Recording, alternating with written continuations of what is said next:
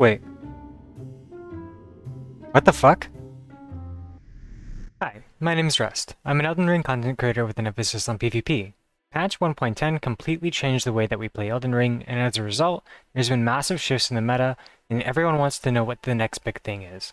One of the weapons that got a massive buff from the patch were katanas, and you might find that they function very similarly to how Powerstanced great spears worked in the past. I'm going to go over a number of topics in this video, and there will be timestamps in the description if you want to reference something specific. This video will cover frame data and moveset, crouch cancelling, animation blending, priority, Ashes of War, and a showcase where I'll be demonstrating the concepts covered in this video. If you enjoy the video, be sure to like and subscribe, and let me know in the comments if you found the information helpful at all or what I can do to improve in the future. Before we get started, I want to clarify that this video will primarily be covering Powerstanced katanas. There are other viable options such as Moonveil Offstock, but Offstock is honestly needs an entire video of its own.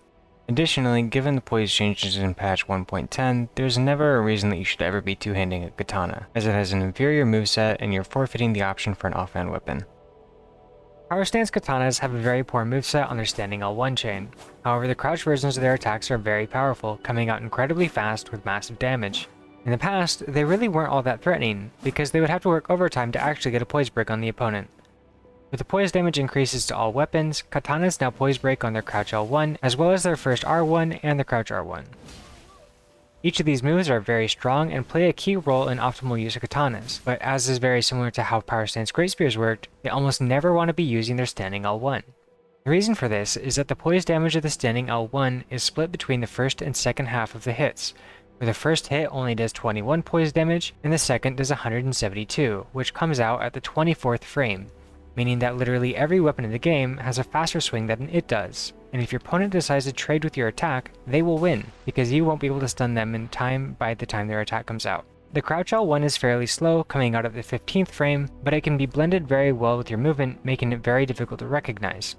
The crouch R1, on the other hand, is much faster at 12 frames and is very easily disguised and serves both as a mix-up for the crouch L1 and also serves to get the last hit on your opponent if they're only on their last little bit of health. Overall, the crouch L1 is a better use if you have the option to, because after the crouch L1, your attack is reset, giving you access back to your standing R1, allowing you to maintain priority if someone tries to mash out a hit stun. With the 1.10 changes, you never want to be using the second swing of any part of the weapon's moveset, since the second swing only does half the amount of normal poise damage, and doing so will sacrifice your priority and let your opponent mash into you. In order to reset the first swing of your R1 chain, then you need to be crouch cancelling. Crouch cancelling is a tech performed in order to give you early access to movement and the ability to reset your attack. There's a frame at which you can either crouch, swap weapons, or jump, and a later frame that allows you to move. By holding sprint, a direction input, and tapping crouch, you can cancel the remaining recovery frames and give you earlier access to your attacks. If you were to simply tap crouch without the forward or sprint input, then your character would delay their ability to go for an attack, or likely drop the input altogether. Whenever you crouch cancel, it makes it so that your character can't do the awkward pivot animation that happens anytime that you turn 180 degrees while sprinting. You can use crouch canceling to make sure that your character doesn't pivot as you move. Once you've crouch cancelled, it's very easy to accidentally cue a running attack by mistake. But there's a few ways that you can prevent this from happening, and all of it falls under the umbrella of animation blending. The easiest way to avoid accidentally cueing a running attack is to simply let go of the movement stick. As long as no directional input is being made, your character will always do the crouch attack while in crouch state. What's interesting is that the crouch state is actually able to be achieved while in full standing. You see, the other way to stop yourself from initiating a running attack is to press the attack button during the frames that your character is shifting from standing to crouch or from crouch to standing. During either of these states, your character will still do the crouch attack. If you go back to standing, you can delay a few frames and still let off a crouch attack if you aren't actively moving. That's because your character is still considered as transitioning through the crouch state. Lastly, when you change the angle of your direction stick for over 90 degrees, it will cause your attack to come out as a crouch attack. This is why you might see people wave dashing or goblin stepping like some kind of creature from a Tolkien novel. As you shift between these angles while crouch cancelling, it makes it very difficult for your opponent to discern when you might be going for an attack. This kind of blending takes a lot of practice as to avoid pivot locking yourself and risk getting punished, but learning this skill can make you much more effective at landing an attack on an opponent that's very good at reacting to you. If you're using Unsheath or Moonveil, you can fake out your opponent and cause them to panic roll by tapping the crouch while holding L2, which will quickly draw out your weapon out of its sheath and then put it back in again, ready to fire off the Ash of War whenever you choose. If your opponent is wise enough to be afraid of getting hit by your Unsheath, then they'll likely roll at the sight and sound of this animation, which you can immediately roll catch with the Ash of War. It's a funny little trick, but you'd be surprised just how often it works. Understanding how priority works after the patch is extremely important to using these weapons well. Priority, for the purposes of this video, refers to who has the winning button press if both players decide to click the attack button. When you're in neutral, neither player has established priority, and it depends on the first engagement that will determine who gets it. Given the speed and range of Nagakibas, they have a very easy time whiff punishing an opponent, meaning waiting for them to make a move and then using proper spacing to punish their blunder. While in neutral, there's plenty of moves in your kit that can help you close the distance to your opponent and set the pace of the fight. Jumping R1 is bad, don't use it. But the jumping L1 can do crazy damage and get you in close. But if you miss the attack, then you're probably in a tight spot since it has such a long recovery. A better approach is either with your crouch attack or the running R1 or R2. The running R1 is generally better, as the running R2 is pretty easy to see coming and can be straight for a backstab. Unsheath is an Ash of War exclusive to katanas. It's extremely high damaging and it's incredibly quick. It's very good to use as a tool for whiff punishing. If your opponent goes for an attack and falls short, then you can punish their whiff with a devastating hit, or you can use it as an alternative to your usual crouch attacks for roll catching. With this, you can actually roll catch from Unsheath into another Unsheath. Spinning Slash is the other option that I'd really recommend for katanas, and while you can make other options work, these are honestly the only two that I'd really think you ever need. Generally speaking, Nagakibas are the best katana to pick, at least when it comes to duels. These have less damage than an Uchi katana and higher stat requirements, but the range of the weapon is kinda hilarious. These work best on a dexterity or arcane build, infused as keen or lightning on dex or occult on arcane. This is the best weapon to pick if you're trying to stop Cloud and Tifa from, achieving happiness. Moonveil, as much as I hate the damn thing, is an option which people primarily use for the transient Moonlight Ash of War, which is basically Unsheath except you're the anime protagonist. It has absurd range, but the projectile and blade are calculated as split factors, so you'll get the most damage out of the Ash of War if you hit with the actual blade itself. Projectile now has high stagger damage as well, so you can stun someone as long as you make contact with the projectile, but if you hit the transient Moonlight from close range, then it true combos into a regular R1. Then there's Hand of Millennia, which, after the changes, can pretty much one-shot someone if you land the Ash of War. You get some hyper armor on the startup animation, but if you miss, or your opponent delays their roll properly, then it's pretty easy to punish. Lastly is Ribera Bobera, the infamous Blade of Red Death. It is said that if you are hit by Ribera Bobera, then your memories will be broken, the truth will go unspoken, and you'll even have forgotten your name. This weapon is too powerful for mortal men, and shouldn't be used under any circumstances, for the weight of its power is too great. You can use some of the other, more off-brand options like Dragon Scale Katana, which work well at low levels due to the buff it gets, or Serpent Bone Blade for its unique deadly poison status that it gets if you proc poison with it. However, due to the range alone, these options don't really compare when matched up against the ones already covered. But if you're dead set on using them, then no one is stopping you. Overall, katanas are in a very good place right now, and I'm not even kidding about them being the new Powerstanced Great Spears of Elden Ring. But instead of telling you, I think it's time that I show you. Now mind you, I'm not even that good with them. Crouch vortexing in general is something that I'm still trying to improve at, but that should only serve to show just how strong these have the potential to be. Enjoy the fights. All these fights were recorded after the release of 1.10, and I've already adjusted my builds to allow for 109 poise, so that I'm not getting stunned to death from thrusting swords. I'm running this on a dex build so that I can get the most damage out of my Kibas, and we start off the fight with a solid rolling L1, followed by the Unsheath roll catch, which almost takes out my opponent in those 2 hits alone. My opponent apparently isn't a fan of mine, and they didn't watch my parry videos, and starts parry spamming at me. With that said, if you haven't seen my video on parries, go check it out. Don't be like this guy. My next opponent is rocking Powerstanced halberds, and they don't really function any better than they did pre-patch, and you can still passive poise the first hit. I roll catch with the crouch L1, punish them for mashing out a hit stun with a jumping L1, and then wait patiently for them to panic roll, which I follow up with a regular R1 in case they try and mash out a hit stun. Next up we see a Colossal Sword. These have crazy hyper armor values now, but they're still just as slow and easy to whiff punish. Against hyper armor, you have to play very patiently since they can freely mash out a hit stun to get priority over your attacks.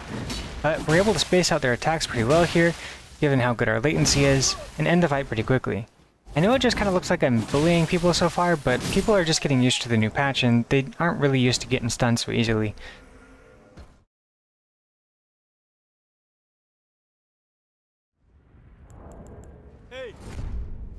For my next opponent, they're also using his right-hander, and I blade to punish his attack, and he hyper armors through my running attack, but he keeps on swinging, so I'm able to punish his follow-up attacks with a huge JL1 and take out a third of his health. I predict his attempt to mash out a hit stun and interrupt it with a crouch cancelled L1. I crouch back down and wait for his panic roll, but he does a good job of not panicking, so I back off and we do some spins at each other, just having a bit of fun. I like this guy, he's a chill dude, but he throws out the R2 from neutral and I punish it with a running R1 to end the fight. In this fight, I'm actually using Katana offstock, which is actually really good in this new metagame. The offstock allows me to keep priority where I would otherwise lose it if I ever go for a second R1, and my opponent has the same idea but with an offsword instead. So I can make a pretty good bet that he has a good idea of what he's doing. I space out his running R2, and he rolls in on my punish, and I use my movement cancel to reset to R11, which trades priority. I should have gone for the offstock here in hindsight, but you know, hindsight. I space the unsheath and try and punish it, but he rolls in, but this time I predict him to roll away, fearing the offstock, and I roll catch with the unsheath to finish the fight. My opponent here is using two-handed katana, which, as I mentioned earlier, isn't a worthwhile setup since it loses priority after the first attack, and it encourages opposing setups to mash out a hit stun. I space out his running R2 and then punish with a crouched L1, but I'm not able to roll catch.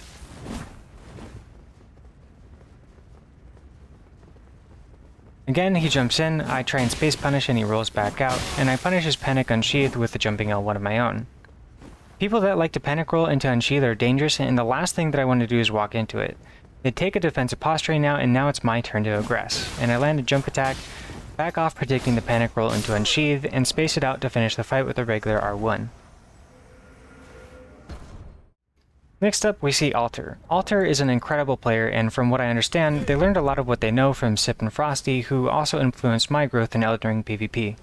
They came out with Sword and Board, which is actually very strong in this current meta, and the threat up a parry is terrifying, and the straight sword can do incredible work on its own. But again, it loses priority after the first hit, so it requires a very patient playstyle. We reset to neutral, and now we're both looking for a way in again.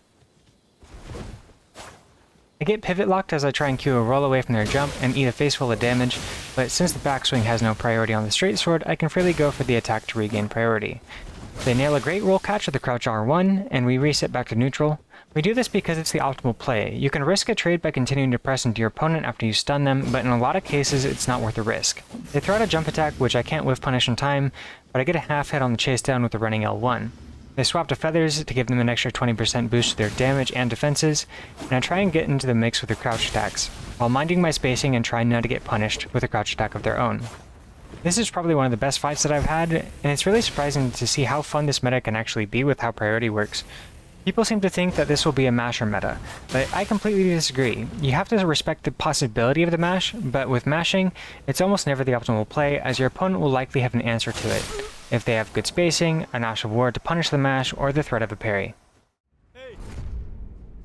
For the next fight, my opponent's using a two-handed halberd, which I immediately get caught by as I try and strafe what I thought was going to be a running R1, get hit by the follow-up, and then roll through the charged 4th Ash of War. I try and punish my opponent's R1 with a jump attack, but our latency is pretty high, so I miss the punish. I keep applying pressure though, creating enough space between attempts to not get punished if they attack out of a roll, and punish the attack with an unsheath, and follow up with another unsheath for massive damage. I miss the third, but now I know that my opponent likes to do these jumping attacks, so I get close enough to strafe it and land a backstab to finish the fight. My next opponent is using a themed build with Greatsword Offspear.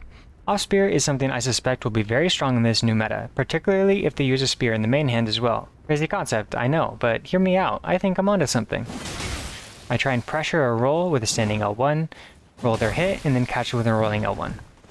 They go for the running attack out of hit stun, which I'm able to get away from, and then use my unsheath cancel to bait a roll, attempt to roll catch with the second unsheath, and then we reset back to neutral.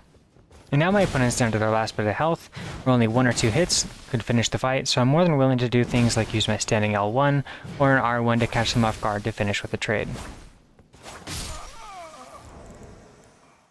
For the last fight, I ran into Amir, who appears to have been testing some stuff with the offhand thrusting sword. Amir is a long-standing member of the Souls community who does amazing work in the technical side of the game, explaining the deeper mechanics in a way that even I can understand it. Please go check out their channel and support my friend. They're using only an off-stock in this match, but I'm not as threatened by it, having 109 poise to avoid getting stunned in one hit from it.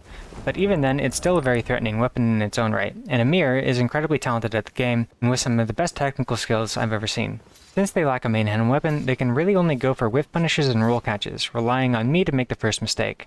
I'm aware of this, so if I want the fight to get anywhere, then I'm going to need to be the one making the first move. It's actually rather coincidental that Powerstanced Great Spears were poise restricted on ladder to 68 poise, and as a result, two-handed thrusting swords became the best counter to PSGS on ladder, to an extent that nobody has ever used Powerstanced Great Spears for the last few months of tournaments. But after the patch, the single offhand thrusting sword is scarier than it ever was. Unlike every other weapon, offhand thrusting sword retains its full poise damage on the second swing. This was a major oversight by FromSoft, and I'm really hoping that this gets patched, but even still, I'll probably be doing a video on it in the next few weeks to go over it in more detail. But I have a feeling that Amir is probably cooking something up covering this topic already, so we'll have to wait and see.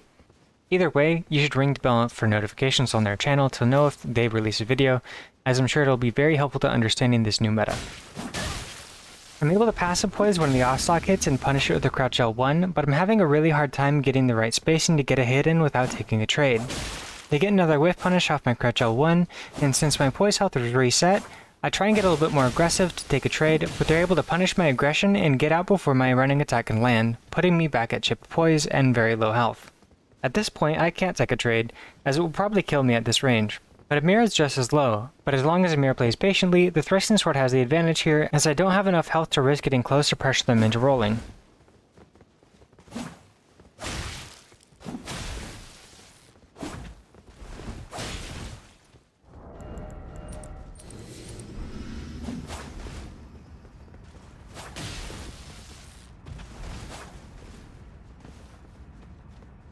But in the end, I wasn't able to outplay the off-stock, and Amir was able to finish the fight with beautiful spacing, punishing my aggression with quick poke from the thrusting sword. But that's going to do it for this video. Again, if you enjoyed, be sure to like and subscribe, and I'll catch you in the next one.